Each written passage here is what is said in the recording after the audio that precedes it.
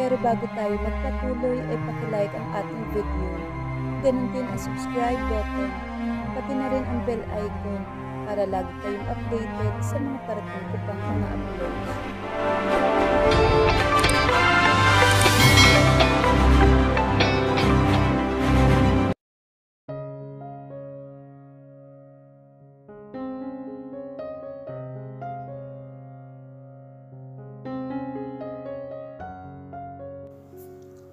Sa kabilang banda naman ay kaharap ngayon ni Alfred ang isang babae. "Sino ka? Anong kailangan mo sa akin?" Kunot noon na tanong naman ng babae. "Ito ang pera na kailangan mo. Layuan mo sina Axel at Danaya."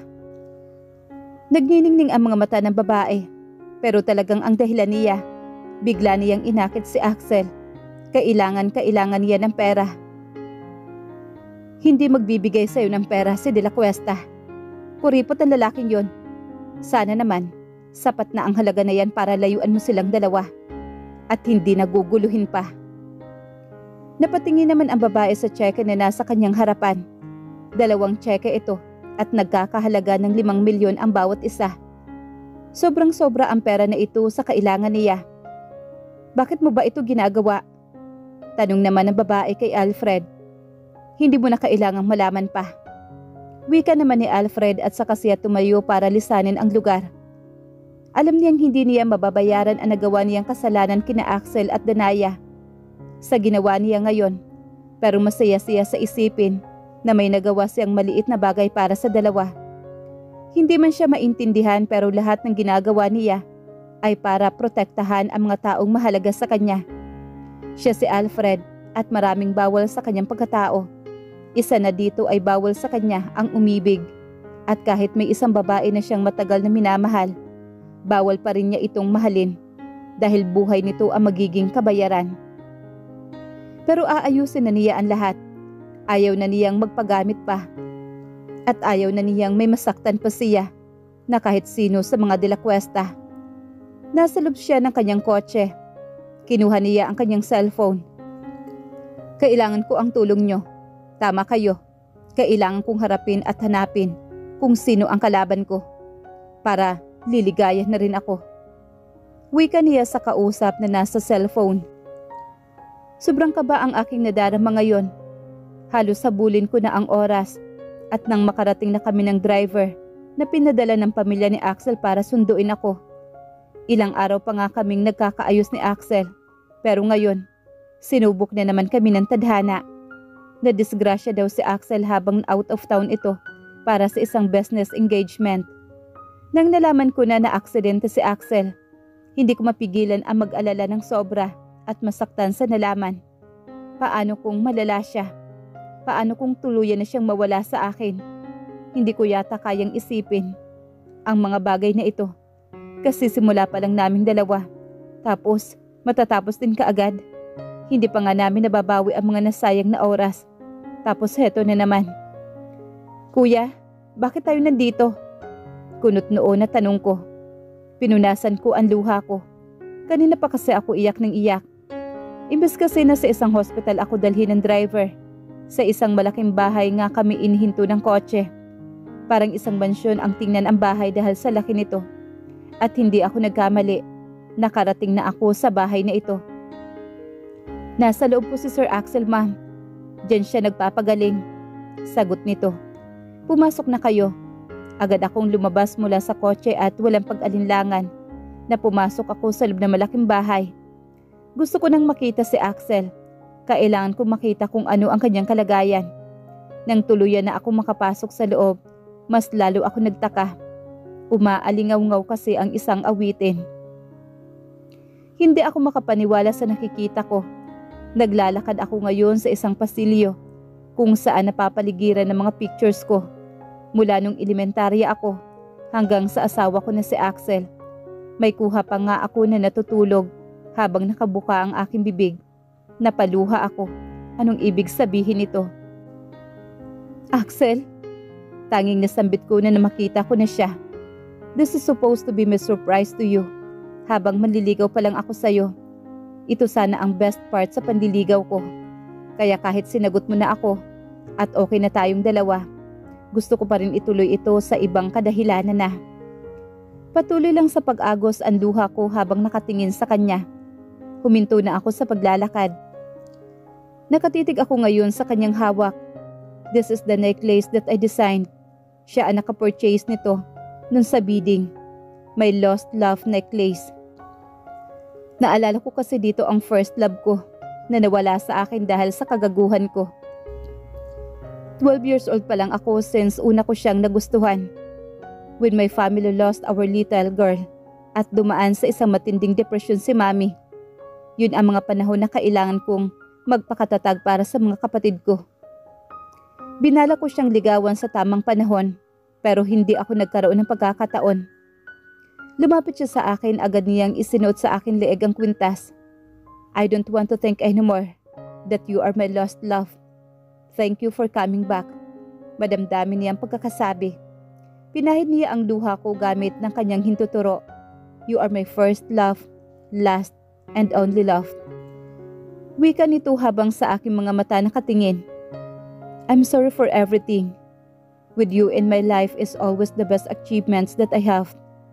Mahal na mahal kita, Danaya. At kung may salita man na mas nakakahigit sa salitang mahal na mahal kita, yun siguro ang nadarama ko para sa'yo.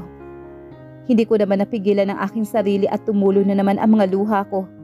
Namumula na rin ang aking mga mata. This necklace, hinawakan ko ang kwintas at napahikbi ako. You are my inspiration. Kaya nagawa ko ito.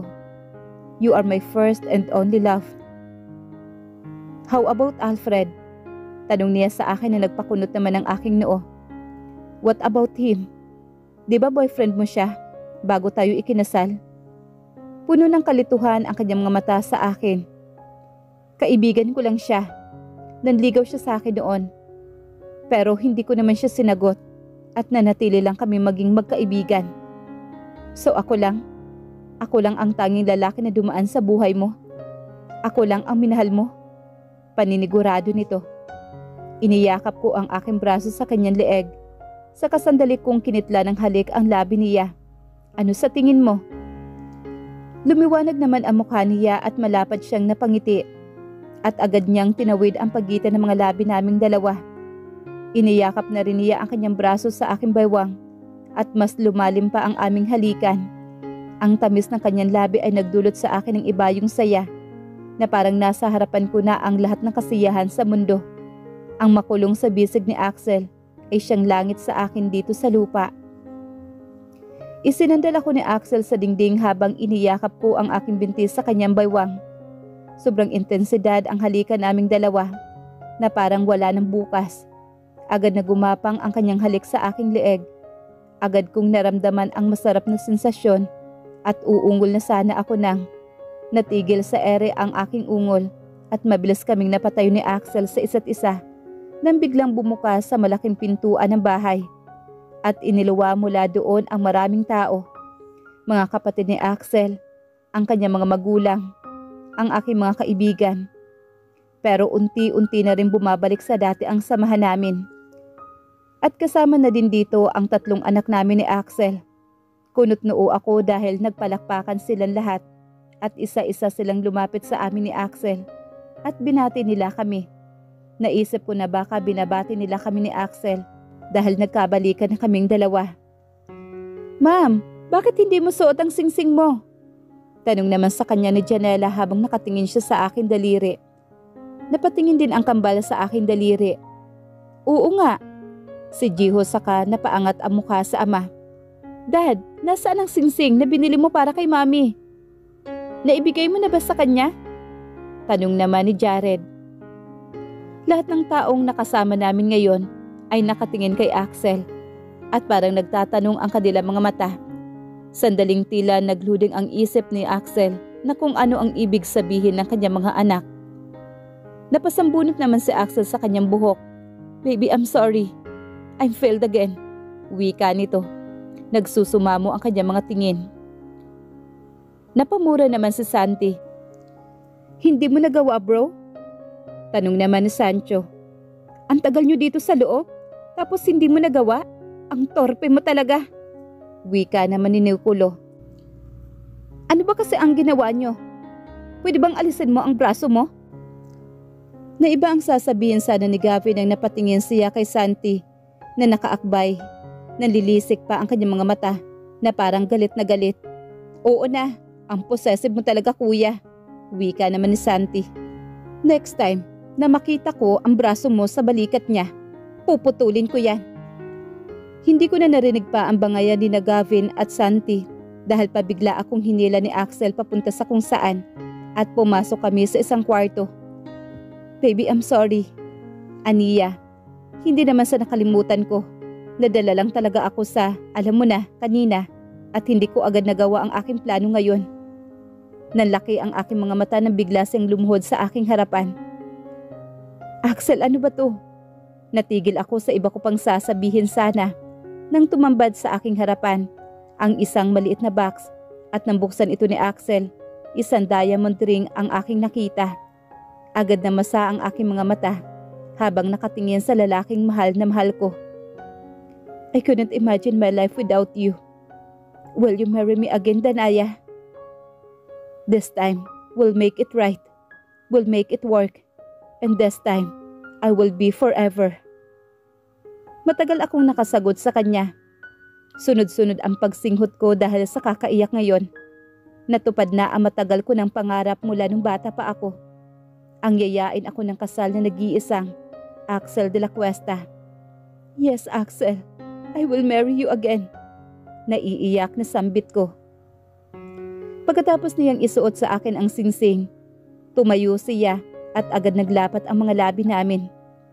By the way, Axel, kaninong bahay to? Hindi ko mapigilang tanong. Sa'yo, sagot niya. At mahigit na sa 6 na taon na nasa pangalan mo ito. Napakunot noon naman ako at ngumiti lang siya sa akin.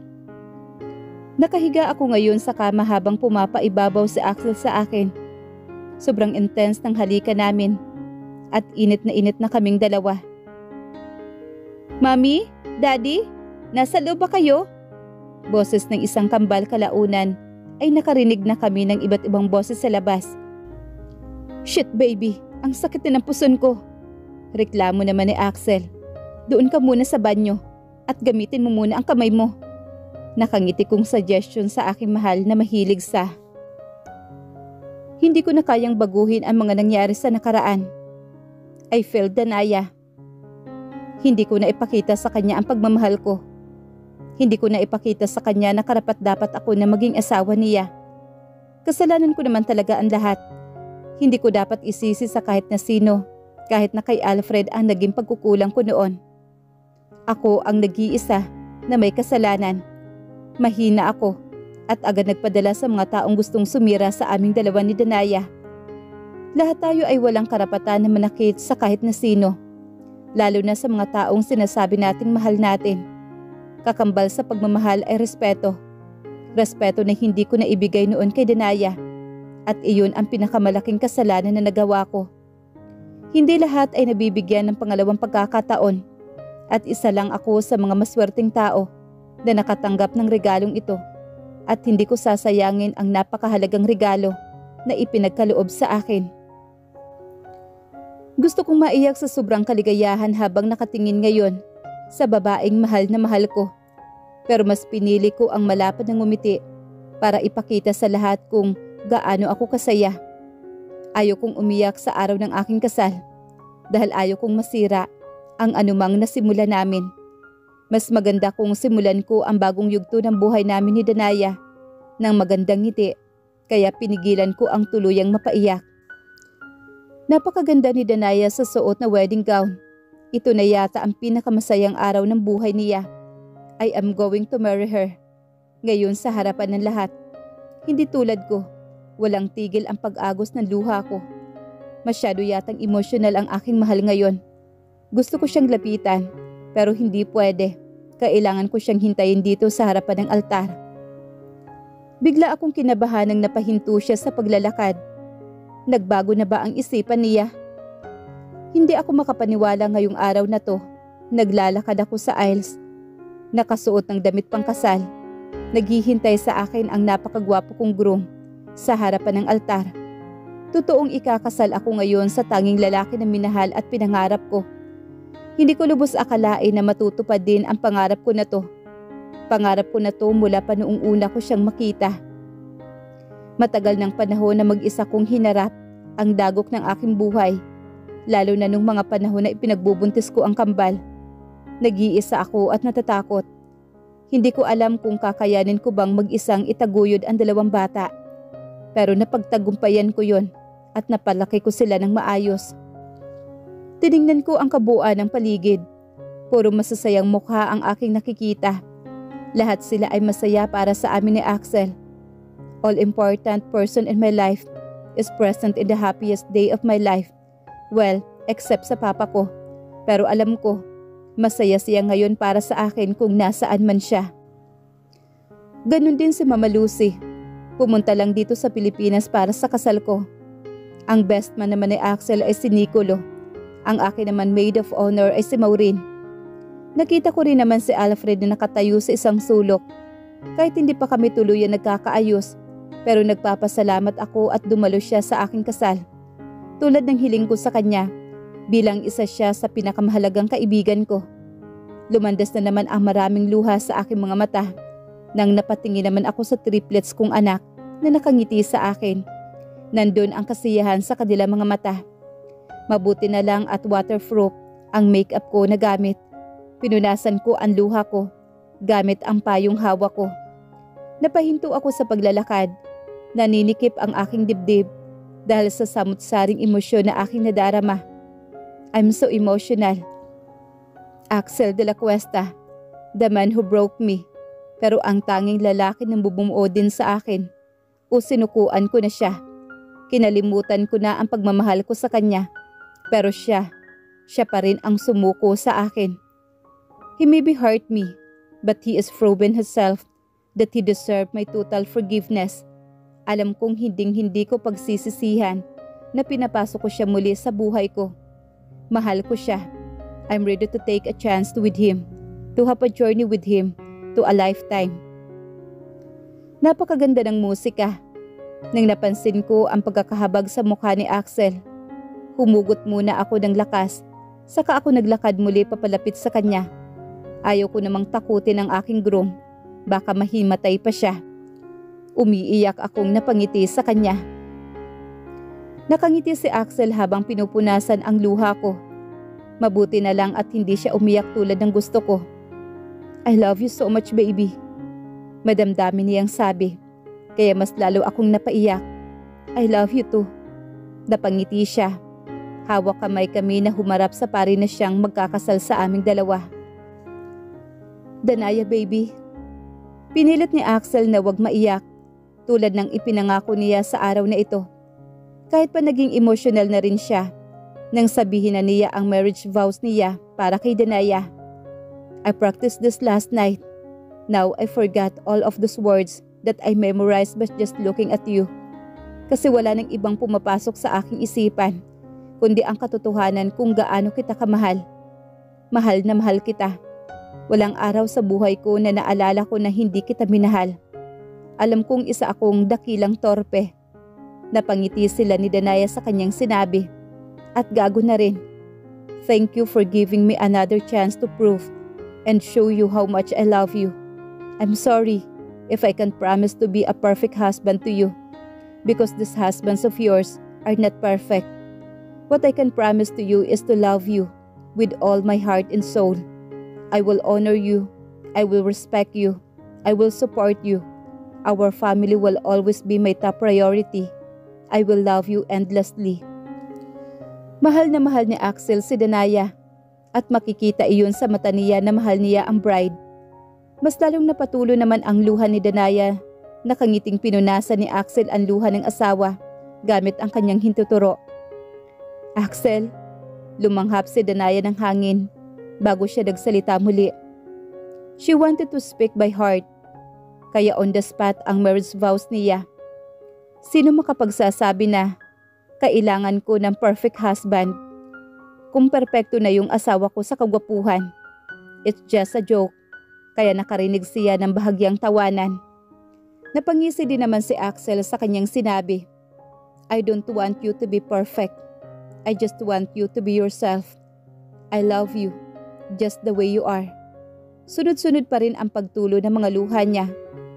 Dahil sa sobrang kaligayahan na nadarama ni Danaya ngayon, parang ang sikip na ng kanyang dibdib, kaya hindi niya mapigilan ang mapaiyak. Salamat sa wagas mong pagmamahal sa akin. Tuluyan na siyang napahigbi. Buong akala ko, isa ka lang sa pangarap na kahirap abutin. Buong akala ko, mananatili akong dati mong asawa. Oo, hindi sa tunay na kahulugan. Dahil hindi naman tuluyang naanal yung unang kasal nating dalawa bago ko pa hiniling sa'yo. Pero sa mahabang panahon, iyon ang buong paniniwala ko at nasaktan ako ng sobra sa paniniwala na yon. Humugot muna siya ng hangin kasi para na siyang kinakapos ng hininga. Please baby, don't cry. Wika naman ni Axel. Ngumiti rin siya kahit nanunubig na ang kanyang mga mata. Nasasaktan siya kapag nakikita niyang umiiyak ang kanyang asawa. Kahit paluha iyon ng kaligayahan. Mula ngayon ipinapangako niya na ang luha ni Danaya ay ang kahinaan niya. Pero mas lalo lang napaiyak si Danaya. Mahal na mahal niya si Axel. Mula pa noon, si Axel lang ang tanging lalaki na minahal niya. Hindi naging madali ang pinagdaanan niya para tuluyang mapasa kanya ang lalaking minamahal. Hindi naman siguro siya masisisi ngayon kung masyado siyang emotional. I don't want to think that I'm your former wife. At salamat at hindi mo tuluyang tinapos ang kasal natin noon. At hindi mo ako sinukuan ngayon kahit ilang beses kitang pinagtulakang papalayo. Hindi ko man maipapangako sa iyo ang pagiging mabuting asawa sa iyo sa lahat ng oras. Pero pangako ko na mamahalin kita sa bawat paghinga ko. Kayo at ng mga anak natin ang aking tanging kayamanan na maipagmamalaki ko. Sa lahat, mahal na mahal ko kayo. Niyakap ni Axel ang mahal na asawa.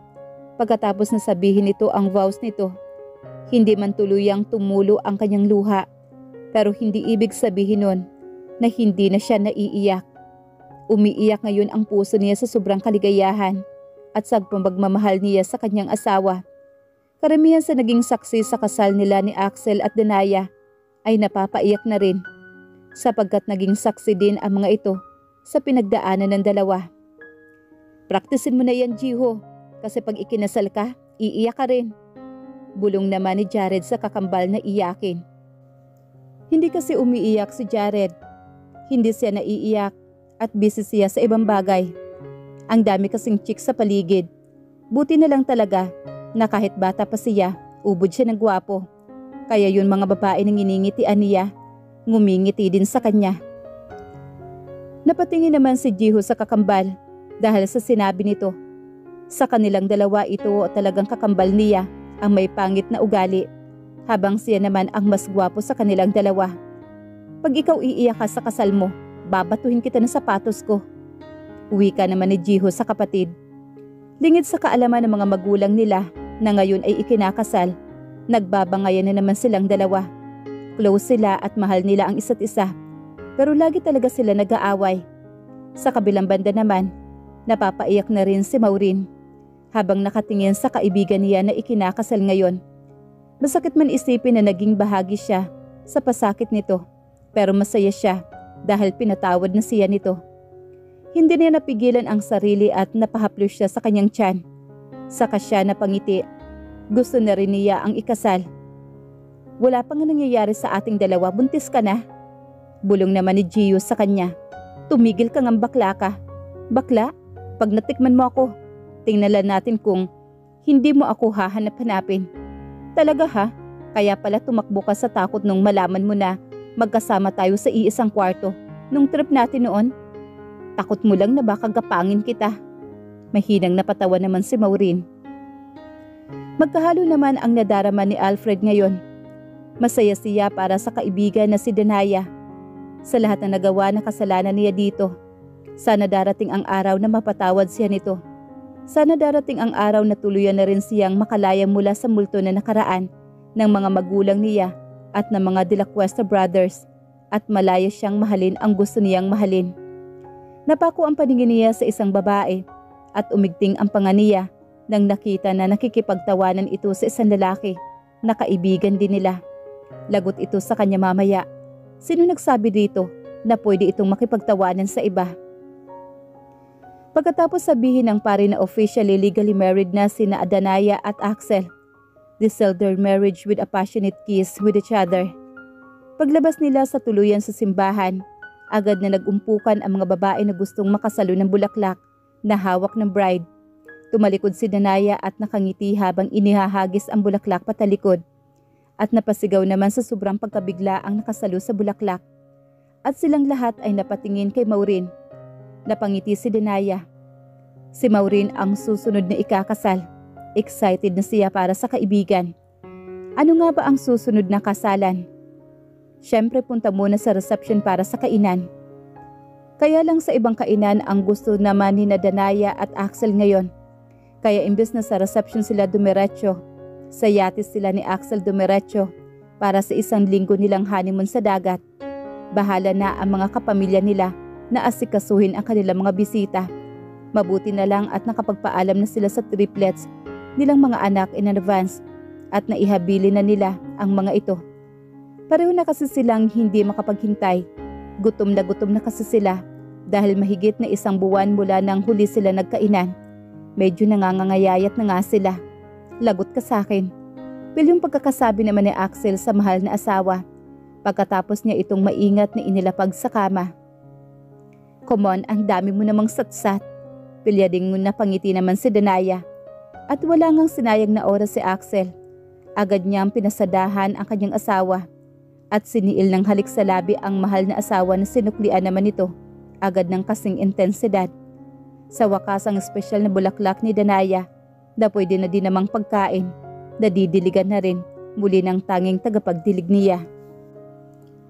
Masaya ako habang nakatingin sa 3 kong mga anak na naglalaro sa kanilang bike sa malaking bakuran. Naghahabulan silang 3. Napakaganda nilang pagmasdan. Ito ang klase ng tanawin na gusto kong pagmasdan araw-araw. Habang bata pa sila, gusto kong may baon na maraming alaala sa kabataan nilang 3. I don't want to miss every single moment in their life dahil ayaw kong pagsisihan na sa paglaki nila na may mga milestone akong nakaligtaan habang sila ay lumalaki. Napahaplos ako ngayon sa aking malaking tiyan. Ilang araw na lang ang hihintayin ko at ipanganganak ko na ang bunso namin ni Axel na isa na namang lalaki. Well, we already have a princess at si Janela iyon. Napatingin muli ako sa 3. Ngayon nakita ko si Jiho na pinupunasan ng pawis si Janela. Napakasweet talaga niyang kuya. Alam ko na mahal niya ang kanyang kapatid. Dahil 7 months ko lang na ipinanganak si Jiho at Jared, kaya mas matanda sila kay Janela ng 1 buwan. Pero sa pagkakaalam nilang 3, triplets silang 3. Hindi din madali sa akin ang gumawa ng kwento para maniwala sila sa katotohanan na gusto naming paniwalain nila habang buhay. Mananatiling sekreto ang katotohanan sa pagkatao ni Janela. Habang buhay mananatiling anak ko si Janela. Napangiti naman ako nang may yumakap sa akin mula sa likuran at kilala ko ang naturang amoy niya.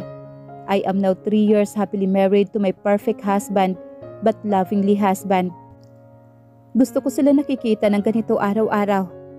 Ani ko na ang tinutukoy ko ay ang mga bata. Nasa beranda kami ng bahay na nandito sa 2nd floor. Ganon din ako baby at malapit na silang maging 4. Inihaplos niya ang kanyang kamay sa aking tiyan. Humarap naman ako sa kanya. Iyayakap ko sana ang aking braso sa kanyang leeg pero bigla akong natigilan. Sumasakit kasi ang tiyan ko kaya napahawak ako dito. Ano nangyayari? May pag-alalang tanong naman ni Axel. Axel, manganganak na yata ako. What? Teka, anong gagawin ko? Natatarantang wika nito.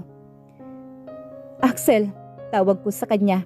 Pumasok kasi siya sa loob at iniwan ako. Baby, bakit nandyan ka pa rin? Walang hiya ka talaga. Kargahin mo kaya ako. Namimilipit na ako sa sakit. Mabilis siyang lumapit sa akin. Sorry baby, natataranta kasi ako. I don't know what to do. Pwede ba? Relax ka lang at mag-focus ka sa akin. Ako na nga itong manganganak. Ako pa yung nagpaparelax sa kanya. Agad naman niya akong kinarga. Manang, sabihin mo kay Mang Edgar na ihanda ang kotse. Manang Mercy, pwede pakikuha ng mga gamit na inihanda namin sa kwarto?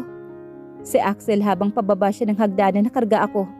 Agad namang sumunod ang mga inutusan niya. Itinago ko ang aking mukha sa kanyang dibdib. Mukhang manganganak na talaga ako. Sunod-sunod na yung construction ko. Baby, masakit ba talaga? Tanong ni Axel sa akin, ang kanyang mga kamay ay nakaalalay. Hindi masakit, nagbibiro lang ako. Gusto ko nang maiyak dahil hindi masakit. Sarkastikong pagkakasabi sa kanya.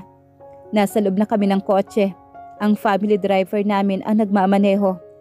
Magkatabi kami nakaupo sa likurang bahagi. I'm sorry baby, I love you very much. Mas minahal kita ngayong nakikita kitang nahihirapan para sa mga anak natin. Mga sinasabi niya na hindi ko na masyadong naintindihan dahil ang sakit na nadarama ko ngayon ang aking focus. After 4 hours in labor, I gave birth to a bouncing baby boy. Si Maureen ang nagpaanak sa akin. 1 oras muna akong nanatili sa recovery room bago ako dinala sa hospital room. Napangiti ako sa sabay na pumasok sina Maureen at Gio. Nakaakbay si Gio sa kanyang asawa. Oo, si Maureen at Gio ang nagkatuluyan. Ni minsan hindi ko lubos maisip na silang dalawa ang magkakatuluyan balang araw. Pag-ibig nga naman. Congrats for your new baby. Wika naman ni Gio at napatingin sa natutulog kong anak na nasa hospital crib niya. Naku, another heartthrob na naman ito. Sana hindi playboy. Napatawa naman ako sa sinabi ni Gio. Kamukha naman kasi ni Axel ang anak namin. Wala namang nakuha sa akin. Mag-isa lang ako ngayon nang pumasok sina Maureen at Gio. May binili siguro sandali si Axel. Kayo, kailan nyo ba susundan si Princess? Nakangiti kong tanong kina Maureen at Gio. Paano masusundan? Baka naman itong si Gio. Galit nga siya sa akin nung isang araw dahil binubusuhan ko daw siya. Natatawang sabi naman ni Maureen. Napatawa na rin ako. Lagi talaga niyang sinasabi na bakla itong si Gio. Pero nabuntis naman siya nito. At ngayon nga, 2 taon na ang anak nilang babae. Bakla ka dyan. Aanakan kaya kita ng twins? Sige nga, hamon naman ni Maureen kay Gio. Napangiti akong nakatingin sa kanila. Naalala ko tuloy si Alfred. Asa na kaya siya ngayon? Huli ko siya nakita nung kasal ko. 3 taon na siyang hindi nagpapakita sa amin. Pati nga sa lamin ng mami niya, hindi din namin siya nakita. Wala din nakakaalam kung nasaan siya. Nagpatuloy sandali ang bangayan ni Gio at Maureen. Saka sila sumeryoso at nagkukwentuhan kami sandali bago sila nagpaalam. Sakto naman at nakabalik na si Axel. 2 araw akong nanatili sa hospital bago nakauwi sa bahay. At sa loob ng 2 araw na ito ay ang sunod-sunod na pagbisita ng mga kakilala at kapamilya sa akin. Nang nakauwi na kami sa bahay, sobrang saya ng 3 naming anak ni Axel. Nang nakita ang kanilang baby brother, yung nagniningning ang kanilang mga mata habang nakatingin sa bago nilang kapatid ay simbolo ng aking galak. Hindi man perpekto ang buhay pero alam kong magiging masaya ako habang buhay. Ang dami ko kasing rason para sumaya. May 4 akong anak at may 1 akong mapagmahal na asawa. 3 buwan pa ang nakakalipas mula nang isinilang ko ang bunso namin ni Axel. At yung 3 buwan na yun ay hindi naging madali. Pagod man kami pareho ni Axel sa pag-aalaga sa bunso namin. Pero pareho naman kaming masaya. Alam kong masayang-masaya si Axel at excited siya sa lahat ng milestone na masasaksihan niya ngayon habang napapalaki ang bunso namin. Hindi kasi siya naging saksi noon sa kambal, kaya ngayon ramdam na ramdam ko ang excitement niya. Even the small details of development, dapat alam niya. Agad kong inilagay sa likurang bahagi ng kotse ang pinamili ko. Galing ako sa grocery store. Danaya, napalingon ako na may sumambit sa aking pangalan. Alfred? Agaran kong sambit. Hindi ako lubos makapaniwala na sa loob ng 3 taon na pagkawala niya, ngayon ay nasa harapan ko na siya muli. Para akong mapapaiyak dahil sa totoo lang, na-miss ko talaga si Alfred. Namimiss ko ang aking kaibigan. Sa totoo lang, tuluyan ko na siyang pinatawad. Masaya na ako ngayon at ayaw ko nang may kinikimkim pa ako na galit sa kung sino man. At sa kapusan na naghilom yung sugat na nilikha ni Alfred sa puso ko nang hindi ko na namamalayan. Kumusta ka na? Tanong niya. Masaya ako, Alfred. Ikaw, kumusta ka na? Saan ka ba galing? Naramdaman ko ang panunubig ng aking mga mata. Si Maureen, kaysa sagutin ang tanong ko, iba ang lumalabas sa bibig niya. She's so happy. Hindi ka makapaniwala kung sino ang naging asawa niya, si Gio. Silang dalawa ang nagkatuluyan. May anak na sila ngayon, babae. Sayang, wala ka nung ikinasal sila. At nung binyag ng anak nila, isa ka pa naman sa ninong. Sa sobrang saya ko, nakita ko muli si Alfred. Hindi ko napigilan ang aking sarili na magkwento sa kanya. Alam kong sasaya siya para sa dalawa naming kaibigan. Pero bakit iba naman yata ang nababasa ko sa kanyang mga mata? Parang malungkot siya. Napansin ko pa ang pagbuntong hininga niya. Can we talk? Sandali kami nag-usap ni Alfred sa loob ng aking kotse. Tahimik at walang makakarinig sa aming dalawa. At hindi ko napigilan ang mapaiyak sa lahat ng ikinumpisal niya sa akin. Ngayon naiintindihan ko na siya. Ngayon nasagot na ang lahat ng katanungan ko. Ngayong tuluyan na akong nabunutan ng tinik dahil nalaman ko ang dahilan ni Alfred. Panatag na ako ngayon at ang puso ko. Tutulungan kita, Alfred. You have to talk to them. You have to tell them the truth. Do you think it's necessary? Yes, Alfred. Kailangan nilang malaman. Para din naman sa kanila yun at para na rin sa'yo. Hindi mo kayang kalabanin lahat. Hindi mo sila kayang protektahan na mag-ina. They have to know. Alam kong mahal mo sila kahit hindi ka nila kilala. Napangiti ako sa sabay na lumabas na Axel at Alfred sa isang kwarto kung saan nag-uusap ang buong angkan ng mga de la Cuesta kasama si Alfred. Sa ngiti nilang dalawa, alam kong wala nang hidwaan na namamagitan sa dalawang lalaki. Salamat, Danaya. Nakangiting sabi ni Alfred sa akin. Sana masaya ka na, Alfred, at magaan na ngayon ang loob mo. Ani ko naman sa kanya. Yumakap naman si Alfred sa akin. Sinuklian ko din ang kanyang yakap. Napatikhim naman ang seloso kong asawa. Agad naman kami nagbitawan ni Alfred. Hindi mo kailangang yakapin ang asawa ko. Uwi ka naman ni Axel. Huwag ka mag-alala. Huling yakap ko na yun sa kanya. Wala na sa plano ko na agawan ka pa. Mabuti naman dahil hindi din naman ako papayag na agawin mo mula sa akin ang asawa ko. Napangiti ako din nakatingin sa kanilang dalawa. Sa kaseryosong tumingin sa akin si Alfred. Magaan na ngayon ang loob ko, Danaya. Pero hindi pa ako totoong masaya. Pero pangako ko sa iyo, nagagawin ko ang lahat para sasaya na din ako. Tulad ng kasiyahan na nadarama ngayon ng asawa mo. Tumitig si Alfred sa akin. May babawiin lang ako dahil akin naman siya. Makahulugan niyang wika. Saka siya humakbang papaalis. Nasundan ko siya ng tingin. Kunot noo ako. Anong ibig niyang sabihin? Sana wala siyang gagawin na ikasasama niya. Naramdaman ko ang pag-akbay ni Axel. Sa tingin mo, anong ibig sabihin ni Alfred? Hindi ko maintindihan. Tanong ko naman kay Axel. I think he is just in love. In love? Kanino naman kaya in love si Alfred? Humarap si Axel sa akin saka siya yumakap sa aking baywang. Puno ngayon ng galak ang puso ko na nakatingin sa napakagwapo kong asawa. I don't have a perfect husband, but a loving one. Halos araw-araw niyang pinapatunayan sa akin kung gaano niya kami kamahal ng mga anak namin. Hindi man perpekto ang buhay namin mag-asawa, pero araw-araw kaming natututo. Akala ko kilala ko na si Axel mula ulo hanggang paa, pero hindi pala. Habang tumatagal pa ang pagsasama namin, may mga nadidiskubre ako na bago sa kanya. Good or bad, positive or negative, tanggap ko pa rin naman siya. Mahal na mahal ko pa rin siya at wala nagbabago. Did I tell you that I'm so lucky that you are my wife? Malambing niyang tanong. Iniyakap ko ang aking braso sa kanyang leeg. Araw-araw. And I tell you again, I'm so lucky that you are my wife. Thank you. Napakunot na naman ako sa sinabi niya. Ano ang ibig niyang sabihin? Ngumiti naman siya. I love you. I love you. Yan? Ang torpe mo talaga. Natatawa kong sabi sa kanya.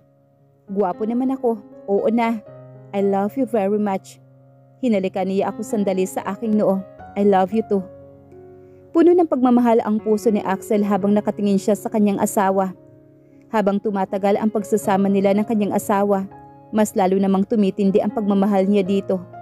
Alam niyang malayo siya sa isang pagiging perpektong asawa, lalo pat marami talaga siyang hindi kanais-nais na pag-uugali. Pero mahal niya si Danaya, mahal niya ang mga anak niya, mahal na mahal niya ang kanyang pamilya, at magiging mabuti siyang padre de pamilya sa mga ito.